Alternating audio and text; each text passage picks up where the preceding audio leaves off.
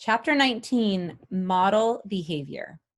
While Katherine Johnson busied herself with the questions that would determine the path that the first Americans would follow into outer space, Mary Jackson focused on making supersonic airplanes even faster and more efficient. Mary loved her job at Langley, but she also loved using her technical skills in other ways. One summer, she had a special project in mind. Rather than devote her talents to improving a high-speed aircraft that burned through the skies, Mary decided to lend her trained eye and her understanding of aerodynamics to help her son, Levi, build a car to enter the Virginia Peninsula's 1960 Soapbox Derby. Mary and Levi had gone to the local Chevrolet dealer to fill out the entry form and pick up a copy of the official rules. The car and driver together must weigh less than 250 pounds. Only rubber wheels allowed. Length shall not exceed 80 inches. Road clearance must be at least 3 inches with the driver in the car. The total cost of the car shall not exceed $10, exclusive of wheels and axles.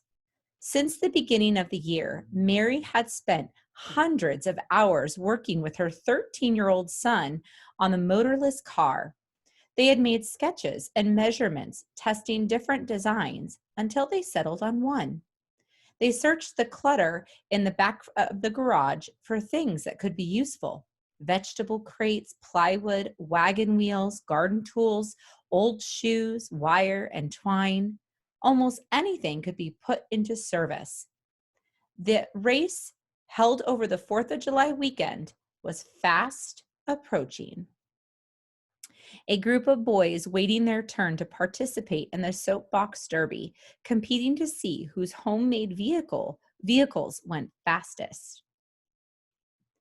On the race day, Levi and the other competitors started at the peak of the 25th Street Bridge in Newport News, the only hill in the flat as a pancake coastal area. At the signal to go, the drivers released their brakes and hunched down into the cockpits of their vehicles, waiting for gravity to take them down the 900-foot race course. The All-American Soapbox Derby mixed American ingenuity with family fun, at least for boys, since girls weren't allowed to compete into the race until the early 1970s. The competition started as a Depression-era activity, a way to create fun and excitement at a time when they were difficult to come by. By 1960, more than 50,000 boys competed in races around the country. The competition was popular in the Hampton area. Officially, the Derby was the boys' show.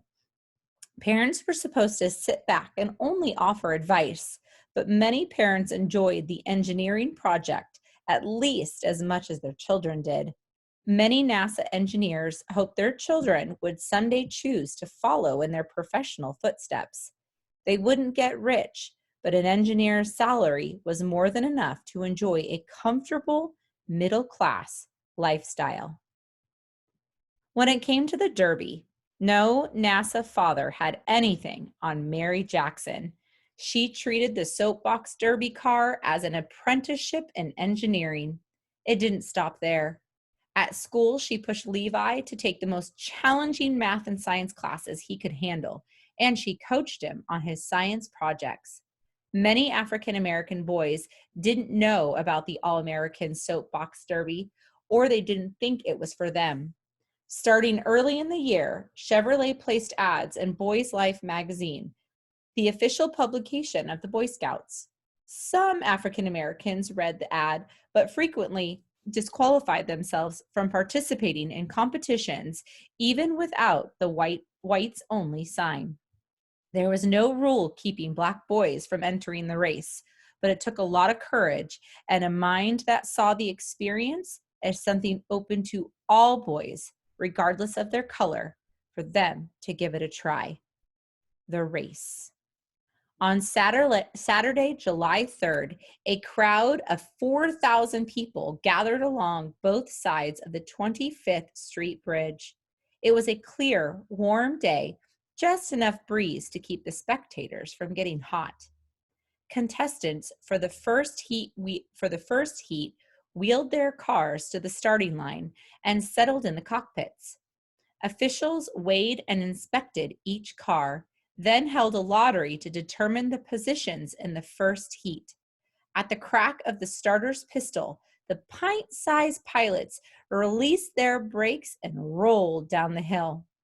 The race was an all-day event. Mary Jackson could almost see the air moving around the cars just as clearly as if she was analyzing data from a wind tunnel. Her son's car was well made. The only adjustment it needed was a drop of oil on each wheel bearing. Levi won one heat after another. Then he got into the position for the final competition. By the time he reached the finish line, Mary was shouting with delight, "Levi won!" Wearing a black and white crash helmet and the official race t-shirt, Levi had sailed across the finish line in a blazing 17 miles per hour. When interviewed about his victory by the newspapers, Levi explained that the secret to his victory was the slimeness of his machine, which helped to lower the The victory was the slimness of his machine, which helped to lower the wind resistance. So the slimness was how skinny it was. Levi won a gold trophy, a new bicycle, and a spot at the National All-American Soapbox Derby in Akron, Ohio. There he would face off against drivers from around the country in front of 75,000 fans on a track where speeds could exceed 30 miles per hour.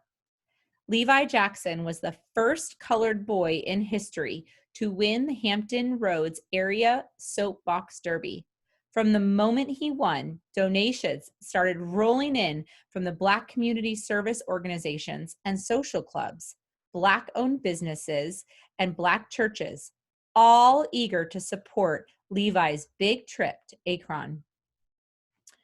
The African American community shared Levi's victory. If a Black kid could take home the Soapbox Derby trophy, what else might be possible? Achievement through hard work, social progress through science. That's what Mary believed in. When Levi took the first place trophy, she was bursting with pride. When a reporter for the Norfolk Journal and Guide asked Levi what he wanted to do when he grew up, he said, "I want to be an engineer like my mother." Being the first Black person to have achieved a particular goal was a powerful symbol. Mary Jackson knew just as well as anyone. She embraced her son's achievement with delight, but she also knew that the best thing about breaking a barrier was that it would never have to be broken again. Possibilities for women. Mary Jackson believed that achievement worked like a bank account. It was something that you drew on when you were in need and made deposits to when you had a surplus. Girls, she believed, needed particular support. It wasn't lost on Mary that the Derby, while open to her son, would have rejected her daughter's application. At work, she and other female mathematicians were no strangers to encountering barriers based on their gender. Despite the relatively large number of women now working at NASA, most female technical professionals, Black and white, were classified as mathematicians or computers rather than engineers. They were paid less, even if they were doing the same work. Mary developed allies among the white women she worked with. She asked one white colleague to participate in a career panel in 1962, organized by the local chapter of the National Council of Negro Women. The woman agreed, and they presented a joint lecture, "The Aspects of Engineering for Women," at an all-Black junior high school. Their appearance on stage together made a powerful statement about the possibilities of the engineering field for Black girls. Mary was Black and her colleague, Emma Jean, was white. Mary was short and Emma Jean was tall. They looked different, but they worked with each other, and they also worked with men.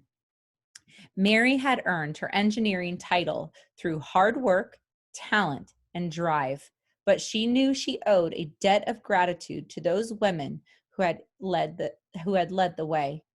Each woman who had come before and cracked a hole in the wall a little wider, allowing the next talent to come through.